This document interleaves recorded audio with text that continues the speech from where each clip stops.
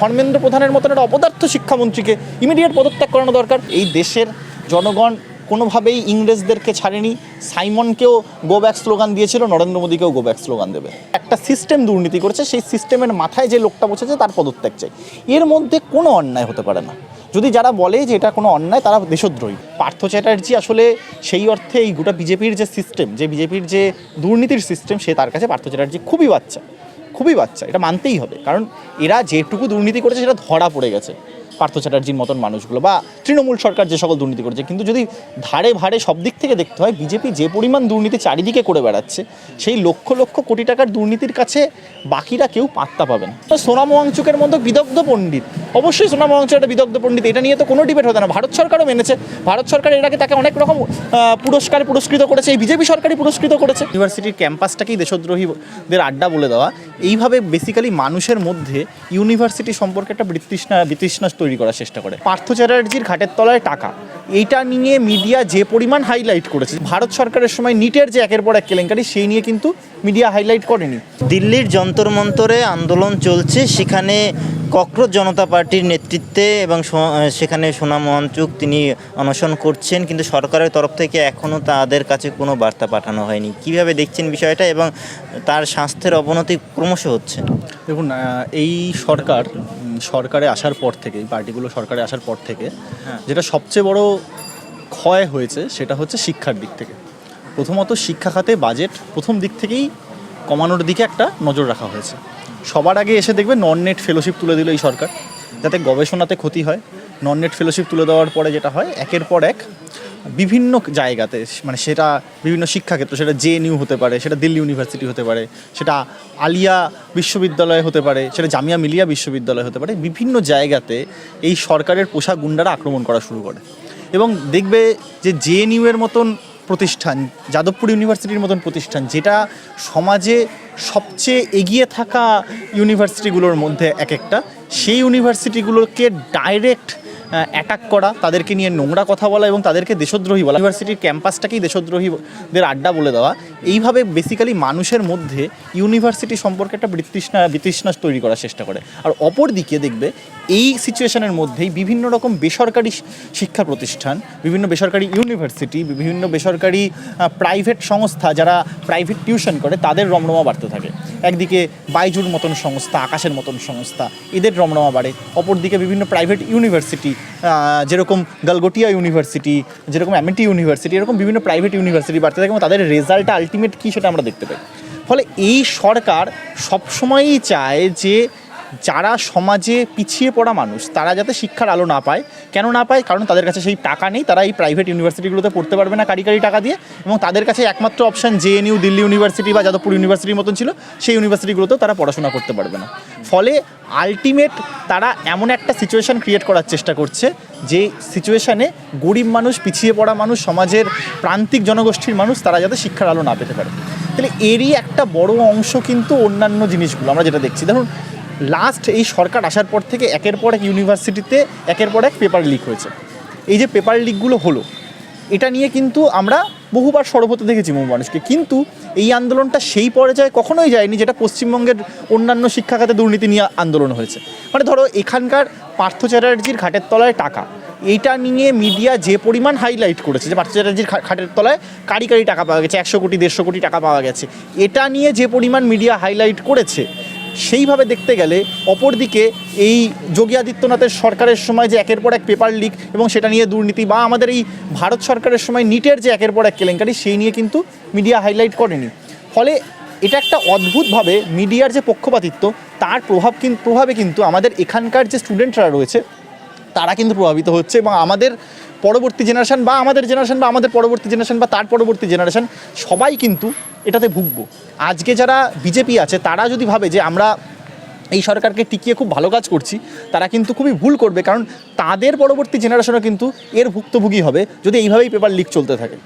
ভাবা যায় যে এই সমাজের সবচেয়ে এগিয়ে থাকা মানুষ হিসাবে যাদেরকে দেখা হয়, তাদের মধ্যে ডাক্তার একটা বড় সেকশনের মানুষ।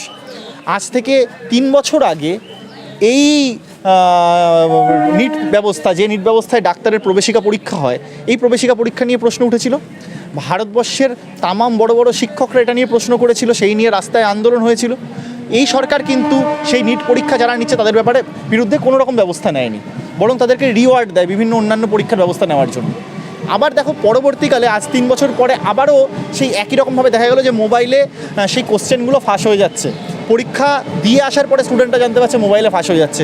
এটা দেখার পরে বহু স্টুডেন্ট যারা ভালো পরীক্ষা দিয়েছিল তারা ডিপ্রেশনে আত্মহত্যা পর্যন্ত করেছে। ছাত্রছাত্রীদেরকে আমাদের ভারতবর্ষে যে পরিমাণ মানসিক চাপ দেওয়া হয় সেটা আমরা জানি, যে এডুকেশনের নামে যে পরিমাণ মানসিক চাপ দেওয়া হয়, যে টেনশনের সিচুয়েশন ক্রিয়েট করা হয়, যে স্টুডেন্টটা সারা জীবনে এই টেনশনটাকে নিয়ে তার বাবা মার চাপ, তাদের বাবা মার যে উচ্চাকাঙ্ক্ষা সেইটাকে মানে সেই কথা মাথায় রেখে এবং পড়াশোনা করে, প্রচুর পড়াশোনা করে যারা এই ভালো পরীক্ষা দিয়েছিল, তারা বাড়ি এসে যখন দেখছে যে তারই পরিচিত কেউ একটা মোবাইলে আগে থেকে কোশ্চেন পেয়ে পরীক্ষাটা দিয়ে দিয়েছে এবং এই কারণে পরীক্ষাটা বাতিল হয়ে গেছে, সে আত্মহত্যার দিকে এগিয়ে যাবে, এর পিছনে দায়টা আলটিমেট কার? এই দায়টা অবশ্যই এই শিক্ষা ব্যবস্থার, এবং অবশ্যই এই শিক্ষা ব্যবস্থার মাথায় যে বসে আছে সেই শিক্ষামন্ত্রী। তো তাহলে যখন সোনামু ওয়াংচুক এবং তার সাথে এই ককরোচ জনতা পার্টির অন্যান্য মানুষরা এবং অন্যান্য ছাত্র সংগঠন, আইসার মতন বহু ছাত্র সংগঠন যারা এই দাবিটা বারংবার করছে যে ধর্মেন্দ্র প্রধানের ইস্তফা দিতে হবে, তার মধ্যে অন্যায্য কী আছে? ধর্মেন্দ্র প্রধানের অবশ্যই ইস্তফা দেওয়া উচিত, কারণ তুমি একটা এমন সিস্টেমে বসে আছো যে সিস্টেমের ফলে অলরেডি আমাদের ভারতবর্ষের অন্তত 15 থেকে 16টা ব্রিলিয়ান্ট স্টুডেন্ট আত্মহত্যা করতে বাধ্য হয়েছে। তুমি এমন একটা সিস্টেম ক্রিয়েট করেছো যে সিস্টেমের ফলে মাসের পর মাস, বছরের পর বছর, একের পর এক পরীক্ষার পেপার লিক হয়ে যাচ্ছে। এই সরকার আসার পরে 2019 থেকে 2026 পর্যন্ত 61টা পেপার লিক হয়েছে, 61টা পরীক্ষা বাতিল হয়েছে। ভাবা যায় যে পরীক্ষাগুলো বাতিল হলো না সেই পরীক্ষাগুলোর পেপার আগে থেকে লিক হয়নি, তার গ্যারান্টি কী দিতে পারি আমরা? যদি এই পেপার লিকের কোশ্চেন পেয়ে কোনো মানুষ, কোনো স্টুডেন্ট যদি ডাক্তার হয়, সে দুর্নীতি করে 2 কোটি 3 কোটি 4 কোটি যা বিজেপির অফিসে পৌঁছে দিয়ে যদি সে ডাক্তার হয়, আলটিমেট যে ডাক্তারটা এই সমাজে পাবো সেই ডাক্তারটা আমাদের কাছে কতটা উপকারে কাজে লাগবে, এই সমাজের জন্য কতটা উপকারে কাজে লাগবে, এই প্রশ্নটা আমরা করবো না? অবশ্যই করা দরকার। আমাদের এই সমাজের ডাক্তাররা তো সবচেয়ে অগ্রগণ্য শ্রেণী, যে ডাক্তাররা আমাদের মানুষদেরকে চিকিৎসা করবে, আমাদের পরিবারের আত্মীয়কে চিকিৎসা করবে, আশেপাশের প্রতিবেশীদের চিকিৎসা করবে, আমাকে চিকিৎসা করবে। তারা যদি 2 কোটি 3 কোটি টাকা দিয়ে চান্স পেয়েছে নিট পরীক্ষায়, আমরা জানতে পারি, আপনার পরিবারের কেউ, আপনি যদি বিজেপিও হয়ে থাকেন, আপনি আপনার পরিবারের কাউকে পাঠাবেন সেই ডাক্তারের কাছে চিকিৎসা করাতে? অবশ্যই পাঠাবেন না। ফলে এই যে একটা সিচুয়েশন ক্রিয়েট করা, যেখানে আমরা মেনেই নিচ্ছি যে দুর্নীতিটা হতে পারে, মেনেই নিচ্ছি পেপার লিক হতে পারে, এটা তো একটা স্টপ হওয়াটা দরকার। সেই স্টপের জন্য সোনামু ওয়াংচুকের মতো বিদগ্ধ পণ্ডিত, অবশ্যই সোনামু ওয়াংচুক একটা বিদগ্ধ পণ্ডিত, এটা নিয়ে তো কোনো ডিবেট হতো না। ভারত সরকারও মেনেছে, ভারত সরকার এর আগে তাকে অনেক রকম পুরস্কৃত করেছে, এই বিজেপি সরকারই পুরস্কৃত করেছে। ফলে তার মতন পণ্ডিত যখন অনশনে বসেছে এবং এই সে অনশনটা এমন পর্যায়ে পৌঁছেছে আজকে দাঁড়িয়ে যে তিনি মারাও পর্যন্ত যেতে পারেন, যে পরিমাণ তার শারীরিক অবস্থা, সেখানে দাঁড়িয়ে সরকারের এটুকু সচেতন হওয়া দরকার, এই ধর্মেন্দ্র প্রধানের মতন একটা অপদার্থ শিক্ষামন্ত্রীকে ইমিডিয়েট পদত্যাগ করানো দরকার। মানুষের তো সিদ্ধান্ত নিতে হবে যে একদিকে ধর্মেন্দ্র প্রধানের মতন অপদার্থ একটা লোক যে আসলে আপাতমত দুর্নীতিগ্রস্ত কিনা সেটা নিয়ে তদন্ত হওয়া দরকার, অপরদিকে সোনামু ওয়াংচুকের মতন মানুষ যে একের পর এক গবেষণায় সফলভাবে করে গেছেন, লাদাখের মতন একটা অঞ্চলে গিয়ে তাদের জলের প্রবলেম মেটানোর জন্য একটা বড় বড় গবেষণা করে গেছেন, এরকম একটা দেশপ্রেমিক মানুষ এবং অপরদিকে ধর্মেন্দ্র প্রধানের মতন একটা মানুষ, একজনের পক্ষ তো নেওয়া দরকার। সেই পক্ষটা অবশ্যই এই দেশের সাধারণ মানুষের অবশ্যই উচিত যে সোনামু ওয়াংচুকের দিকে নেওয়া দরকার, কোনোভাবেই ধর্মেন্দ্র প্রধানের দিকে নেওয়া উচিত না। ফলে আমরা সেইভাবেই বলতে চাই যে এই ইমিডিয়েটলি ভারত সরকারের উচিত ধর্মেন্দ্র প্রধানকে পদত্যাগ করানো, কারণ এই যে দুর্নীতির সিস্টেম ক্রিয়েট হয়েছে, এই দুর্নীতির সিস্টেম কোথাও না কোথাও স্টপ হওয়া দরকার। কিন্তু আপনি যে কথাটা বললেন, রাজ্যের কথা বললেন, পার্থ চট্টোপাধ্যায়ের বাড়ি থেকে, বান্ধবীর বাড়ি থেকে টাকা, কোটি কোটি টাকা উদ্ধার হয়েছে, এই ধর্মেন্দ্র প্রধানের বাড়ি বা তার পরিচিত বা বন্ধু বান্ধবী কারো খাটের তলা থেকে কি কোনো 5 টাকা পাওয়া গেছে? এখন সেই খবর কি এখন পর্যন্ত এসছে? দেখো, কার খাটের তলায় কত টাকা পাওয়া গেছে এটা আমরা জানি না, কিন্তু নরেন্দ্র মোদী বলেছিল যে বিদেশ থেকে সুইস ব্যাংকের যে কালো টাকা আমাদের ভারতের জমা আছে সেই টাকাটা নরেন্দ্র মোদী ফিরিয়ে আনবে এবং তাহলে 15 লাখ টাকা করে আমাদের প্রত্যেকের অ্যাকাউন্টে ঢুকে যাবে। সেই টাকাটা যখন ফিরিয়ে আনেনি, তার মানে নরেন্দ্র মোদীর এটা মেনে নেওয়া উচিত যে সে কালো টাকা ফিরাচ্ছে না, বরং কালো টাকা বাড়ানোর চেষ্টা করছে। নোটবন্দির নামে বলেছিল যে সব কালো টাকা ভারতবর্ষ থেকে গায়েব হয়ে যাবে, নোটবন্দির পরে কী হয়েছে আমরা জানি, কোনো কালো টাকা গায়েব হয়নি, উল্টে কালো টাকা যেগুলো ছিল সেগুলো সাদা হয়ে গেছে, সুন্দর করে সিস্টেমেটিক ওয়েতে সাদা করা হয়েছে। তাহলে এই কালো টাকাগুলো কী করে সাদা করতে হয় তার ফন্দি ফিকির ওরা খুব ভালো করেই জানে।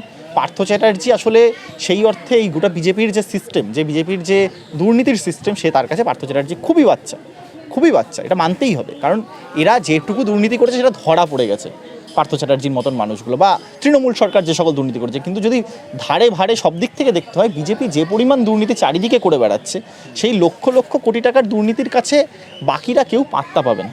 গোটা ব্যাপারটাতে। সেটার তো একটা আভাস আমরা পাচ্ছি, সেটা তদন্তটা হচ্ছে না, কারণ এই সরকারের ডবল ইঞ্জিন সরকার, বিভিন্ন জায়গাতে ডবল ইঞ্জিনটাই রয়েছে। এর তদন্তটা করবে কি? নিজেই নিজের বিরুদ্ধে তদন্ত করবে? এটা তো সম্ভব না। এই মুহূর্তে যদি আমরা জনগণরাই চাপ দিই যে আপনি অ্যাটলিস্ট এই ধর্মেন্দ্র প্রধানের মতন দুর্নীতিগ্রস্ত মানুষ দুর্নীতিগ্রস্ত কিনা সেটা তদন্ত করে দেখুক, কিন্তু এটা তো বোঝা যাচ্ছে যে শেষ সরকারের প্রধানে থাকার ফলে একের পর এক ফেলিওর আসছে। একটা সিস্টেমের প্রধান থাকার ফলে যদি একের পর এক ফেলিওর হতে থাকে, যেখানে স্টুডেন্টরা আত্মহত্যা করতে পর্যন্ত বাধ্য হয়, দেশের ভবিষ্যৎ 20-25 জন ছেলে মেয়ে যারা ডাক্তারি পরীক্ষা ভালো দিয়ে এসেছিল তারা আত্মহত্যা করতে বাধ্য হচ্ছে, এই পর্যায়ে যখন একটা সরকার পৌঁছায় তখন তাদের প্রধানকে আমি পদত্যাগও করাবো না, এটা কোন ধরনের ঔদ্ধত্য? এই ঔদ্ধত্যের মাধ্যমে তো বোঝা যাচ্ছে যে কোথাও না কোথাও ডাল মে কুচ কালা হে ভাই।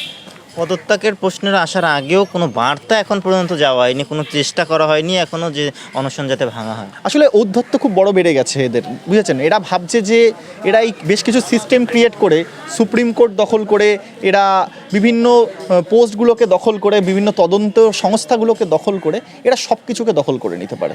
এরা সব কিছুকে দখল করে এই দেশের জনগণের সকল অস্তিত্বকে, এই জনগণের সকল অধিকারকে, এই জনগণের চেতনাকে, সব কিছুকে এরা কন্ট্রোল করতে পারে। বাস্তব তো তা নয়।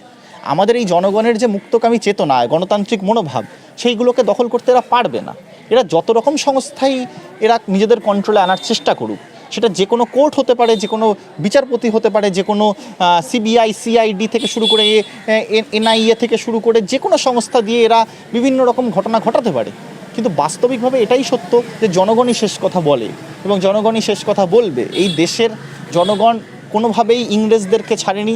সাইমনকেও গো ব্যাক স্লোগান দিয়েছিল, নরেন্দ্র মোদীকেও গো ব্যাক স্লোগান দেবে।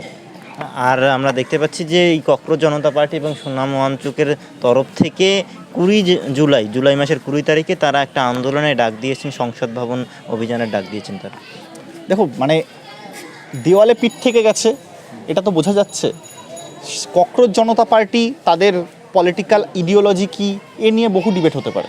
সেই সংস্থাটা সত্যি কিভাবে ওয়ার্ক করে আমার জানা নেই ব্যক্তিগতভাবে, কিন্তু তারা যে কজটার জন্য লড়ছে, যে কারণটার জন্য লড়ছে, সেটা তো আমরা জানতে পারছি। সেটা খুব সিম্পল কারণ, নিট দুর্নীতি হয়েছে, যে দুর্নীতির ফলে অসংখ্য ছাত্র মারা গেছে। এই নিটের মাথায় যে শিক্ষামন্ত্রী এবং শিক্ষামন্ত্রীর যে পোস্ট, সেই পোস্টে একটা লোক রয়ে গেছে একের পর এক, পেপার লিক হওয়ার পরেও, দিনের পর দিন পেপার লিক হওয়ার পরে ওই লোকটা রয়ে গেছে, তার পদত্যাগ চাই। এই দাবিটুকুর যদি কেউ বিরোধিতা করে থাকে তাহলে তো তারা দেশের ভালো চায় না। সেই দাবির সমর্থনে যদি সংসদ ভবন অভিযান হয়, তাকে সত্যি স্বাগত। সেই সংসদ ভবন অভিযান সফল হবেন বলে মনে করছেন? কারণ আমরা দেখেছি এই ককরোচ জনতা পার্টির মানে সামাজিক মাধ্যম, সোশ্যাল মিডিয়া হ্যান্ডেলগুলো কোটি কোটি মানুষ এখানে জড়ো হয়েছে, কিন্তু বাস্তবে রাস্তায় ময়দানে আমরা সেই অনুযায়ী মানে সাধারণ মানুষকে জড়ো হতে দেখছি না। দেখো, প্রথমত যদি সংসদীয় গণতন্ত্রের দৃষ্টিকোণ থেকে দেখা হয়, এই কোটি কোটি মানুষটা কিন্তু বড় এফেক্ট ফেলে এই ভোটে। যদি কোটি কোটি মানুষ তার ইনস্টাগ্রাম বা ফেসবুকে সমর্থন জানায়, তার মানে এটা বোঝা যাচ্ছে যারা সোশ্যাল মিডিয়া হ্যান্ডেল করে, ভারতবর্ষে তো সব মানুষ সোশ্যাল মিডিয়া হ্যান্ডেল করে না, কিন্তু যেটুকু সংখ্যক মানুষ সোশ্যাল মিডিয়া হ্যান্ডেল করছে তার একটা বৃহত্তর অংশ কিন্তু ককরোচ জনতা পার্টির যে কজ তাকে সমর্থন করছে। এটা একটা বড় বার্তা দেয়। রাস্তায় কতটা হবে, দিল্লি এখান থেকে ভৌগোলিক দূরত্ব অনেক। আমি পশ্চিমবঙ্গে দাঁড়িয়ে কেউ একটা পশ্চিমবঙ্গের কোনো একটা মানুষ ককরোচ জনতা পার্টিকে সমর্থন করলে সে যন্তর মন্তরে গিয়ে উপস্থিত হবে, এটা বাস্তবিকভাবে নাও হতে পারে, কিন্তু এই কজটাকে সমর্থন করছে, তার একটা সার্বিক সফলতা আছে এবং সেটা সফলতা আছে বলেই চারিদিকে মিডিয়া বলুন, আপনাদের মতন মিডিয়া বলুন বা গদি মিডিয়া বলুন, সকলেই এটা দেখাতে বাধ্য হচ্ছে। এর নিশ্চয়ই সুদূরপ্রসারী কোনো ফলো হবে। জানি না সংসদ ভবন অভিযান করলেই যে কোনো সফলতা আসবে কিনা, কিন্তু অবশ্যই সরকারকে এটা একটা ধাক্কা দিচ্ছে, এটা বোঝা যাচ্ছে। কিন্তু এই নিট দুর্নীতি বা শিক্ষাক্ষেত্রে বিভিন্ন প্রশ্নপত্র ফাঁস ইত্যাদি দুর্নীতি নিয়ে কিন্তু সংঘদের মানে আরএসএস এর যে ছাত্র সংগঠন এবিভিপি তারাও সরব হয়েছেন, তারাও কিন্তু মুখ খুলেছে। না, আসলে আরএসএস তো চিরকালই এই খেলাটা খেলে, এটা হচ্ছে একটা মজার খেলা। মানে দেখবেন শুভেন্দু একটা খারাপ কথা বললে শ্রমিক ভট্টাচার্য ঠিক উল্টো দিকের কথাটা বলবে, আবার এপাশে নরেন্দ্র মোদী একটা কথা বললে মোহন ভাগবত ঠিক তার উল্টো দিকের কথাটা বলে। এটা বলা হয় কারণটা কি, সামাজিকভাবে এমন একটা ব্যালেন্স ক্রিয়েট করে দেওয়া যে হয় বিজেপি নয় বিজেপি, হয় আরএসএস নয় আরএসএস, এটা করে রাখা। এই পদ্ধতি ফ্যাসিস্টদের চিরকালই চলে, যে আপনি যদি বিরোধীও হন তাহলেও আরএসএস, আপনি যদি সরকারে থাকেন তাহলেও আরএসএস। এই পদ্ধতি বিজেপির বহুকালের, আরএসএসের বহুকালের, এই পদ্ধতি চলবে। ওরা ওদের মতন করে খেলবে, আমরা আমাদের কোটে খেলবো। কিন্তু এই যে আন্দোলন তরুণ প্রজন্মের, আমরা বাংলাদেশ দেখেছি, নেপাল দেখেছি, তারপরে শ্রীলঙ্কা দেখেছি, বিভিন্ন জায়গায় এই একের পর এক তরুণ প্রজন্মের আন্দোলন দেখেছি এবং সেখানে রেজিম চেঞ্জ হতে দেখেছি। এই দেশে এই যে আন্দোলন বা যে সাধারণ মানুষের তরুণ প্রজন্মের সামাজিক মাধ্যমে যে বিক্ষোভ বা বিপ্লব আমরা দেখছি, সেটা কি সেই দিকে এগোচ্ছে বলে আপনার মনে হয়?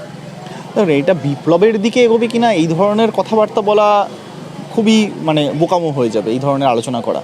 কিন্তু এটুকু তো বলা যায় যে আমরা একটা খুব সাধারণ দাবিতে গোটা দেশে একটা আন্দোলন হতে দেখছি, খুব সাধারণ দাবিতে। এর মধ্যে খুব বড় ব্যাপার নেই। বারংবার একটাই কথা বলা হচ্ছে যে একটা লোক দুর্নীতি করেছে বা একটা সিস্টেম দুর্নীতি করেছে, সেই সিস্টেমের মাথায় যে লোকটা বসেছে তার পদত্যাগ চাই। এর মধ্যে কোনো অন্যায় হতে পারে না। যদি যারা বলে যে এটা কোনো অন্যায়, তারা দেশদ্রোহী, প্রকৃত দেশদ্রোহী তারাই। যদি বলে যে তারা ধর্মেন্দ্র প্রধানকে রেখে দেওয়া উচিত এত দুর্নীতির পরেও, তাহলে তারাই দেশদ্রোহী। ফলে এখন যদি বলো যে এটা থেকে বিপ্লবে যাবে কি যাবে না, এটা জানি না, কিন্তু এটুকু বলতে পারি এই আন্দোলন থেকে একটা সুদূরপ্রসারী জনগণের মধ্যে প্রভাব পড়ছে যে এই বিজেপির মতন সরকারের বিরুদ্ধেও 4-5টা অল্প বয়সী ছেলে একটা ইনস্টাগ্রামের পেজের মাধ্যমে একটা আন্দোলন করে স্টার্টে সরকারের ভিত নাড়িয়ে দিতে পারে। তার জন্যই আজকে গদি মিডিয়া একটা ঢালাও এর বিরুদ্ধে প্রচার চালাতে বাধ্য হয়। কিন্তু সরকার কোনো কথা বলছে না, ধর্মেন্দ্র প্রধানের পদত্যাগের প্রসঙ্গ তো আসছেই না, কিন্তু অসুস্থ হয়ে যাচ্ছে না, ক্রমশ স্বাস্থ্যের অবনতি হচ্ছে। সোনামোহন চুককে কি বাংলার একজন সাধারণ তরুণ প্রজন্মের নেতা হিসেবে বা একজন তরুণ প্রজন্মের মানুষ হিসেবে অনশন প্রত্যাহারের দাবি তুলবেন বা অনুরোধ জানাবেন? দেখো, সোনামোহন চুক নিজের ব্যক্তিগত সিদ্ধান্তের জায়গা থেকে এই অনশনে এসেছেন।